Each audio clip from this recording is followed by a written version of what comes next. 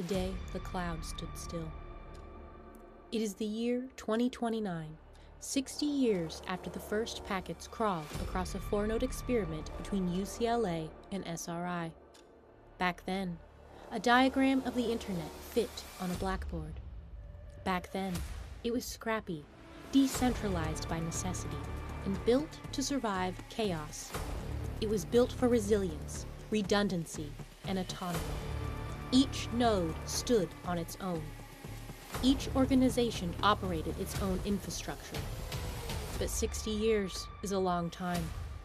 Long enough for convenience to replace resilience, for business models to replace engineering principles, and for a once distributed system to collapse inward toward the gravity wells of the giants. No one imagined a world where nearly all digital life would run through a handful of platforms, much less a world where taking out 3 services could bring modern civilization to a halt. But that was the world of 2029. Over the past 2 decades, convenience became irresistible. Local servers became cloud instances. Locally run DNS became managed resolver services. Email became hosted. Identity became federated. Security became a service wrapped in a service wrapped in another service. Everything worked beautifully until the day it didn't.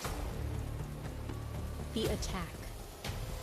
It started on a Monday at 4:17 a.m. Eastern Time. A dormant vulnerability within Provider One's global identity fabric, inserted years earlier through a compromised code signing module, was activated. Authentication tokens began failing silently. At 4:18 a.m., the attack spread to the global adaptive DNS layer, the backbone that had replaced local DNS for nearly every business, government, and school. Resolver caches were poisoned with rotating phantom records, triggering a storm of self-reinforcing failures. At 4:22 a.m., the adversary delivered the final blow. A precision-crafted exploit targeting the world's dominant security-as-a-service trust engine. The system, designed to protect, now misclassifies its own cloud providers as hostile actors. In the name of safety, it quarantined the core of the internet. This wasn't a brute force attack. It was scalpel precise and devastatingly simple. The first hour. Across the United States, the outage arrived like frost spreading across a window, thin at first, then rapidly crystallizing into something that couldn't be ignored. Across the country, traffic signals all flashed red. Self-driving vehicles came to a complete stop. Bank ATMs rebooted endlessly, and credit card processing halted. Payment apps failed. Transit systems froze. Police dispatch systems and 911 lost access to cloud mapping. Hospitals bore the brunt. Electronic records vanished behind spinning login screens. Cloud-linked imaging systems refused to boot. Medication dispensing cabinets locked themselves shut after failing to check the central authorization servers. Even ambulances were unable to upload telemetry because their routing systems were unable to resolve host names.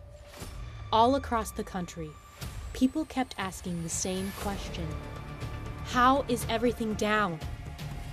Because by 2029, everything depended on everything else.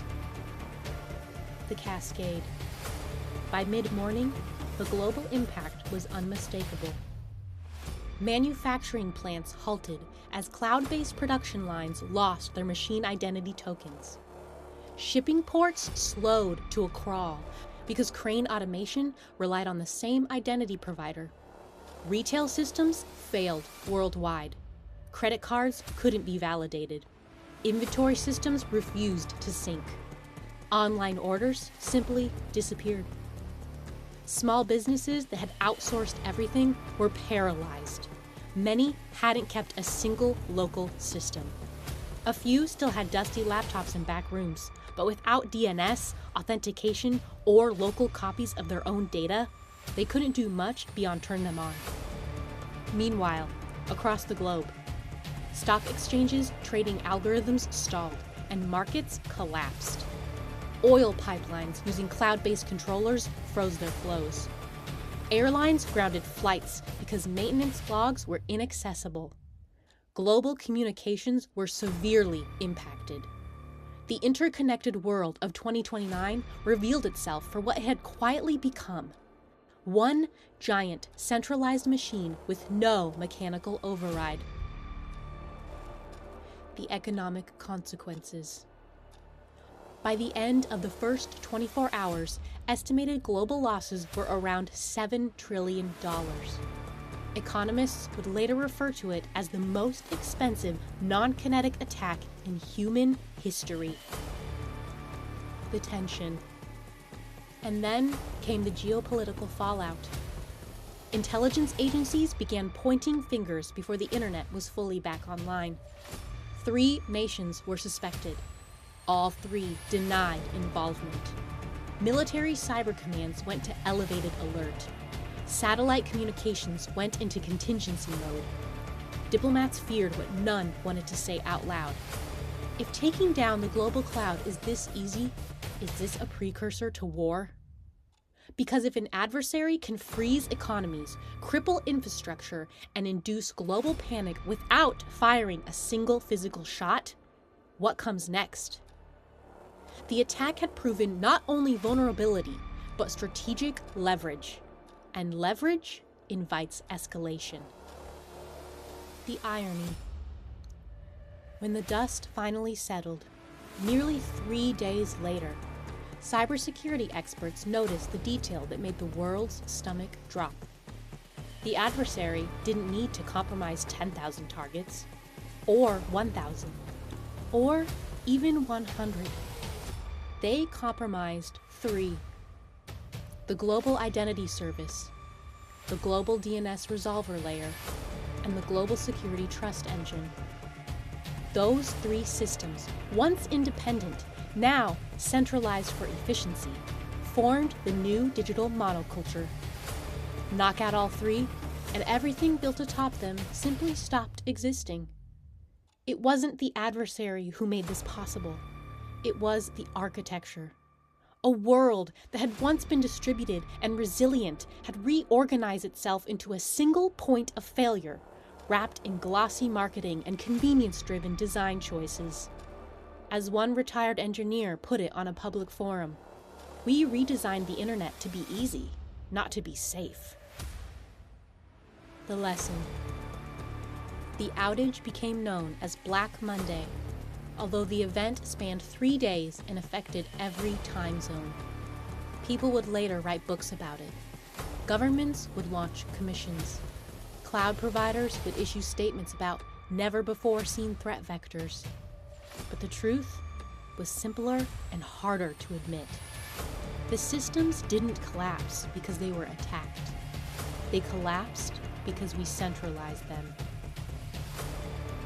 Outage as a service. Black Monday may be a fictional story, but the trend behind it is real. When the internet was first designed, it was built to be decentralized and resilient. Every organization operated its own systems, including email, DNS, identity management, and security solutions. No single failure could take everything down.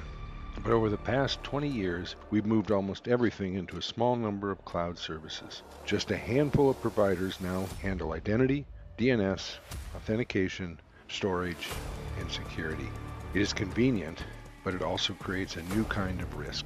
Today, if one of those services has an outage or becomes a target of an attack, its impact can ripple across the entire world.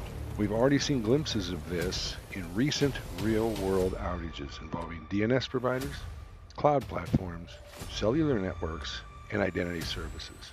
We didn't set out to build a fragile internet, but little by little, we are centralizing the services that once made the internet strong. So in a world where everything is a service, we now have outage as a service. It is a reminder that resilience still matters, diversity still matters, and that the choices we make today will shape whether the internet of the future bends or breaks. Black Monday is fiction, but the warning behind it is not.